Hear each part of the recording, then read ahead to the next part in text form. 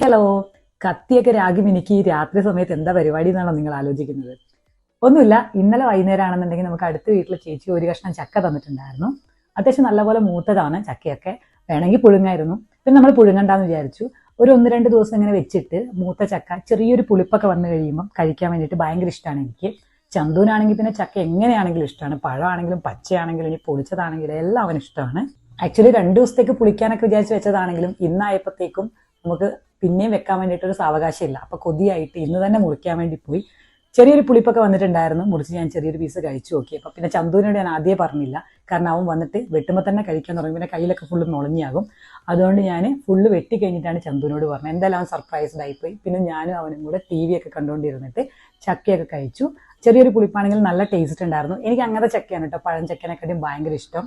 എന്തായാലും ഈ വീഡിയോ എല്ലാ ചക്ക ലവേഴ്സിനും വേണ്ടിയിട്ട് ഡെഡിക്കേറ്റ് ചെയ്യുന്നു. അടുത്തൊരു വീഡിയോയിൽ കാണാം. ബൈ.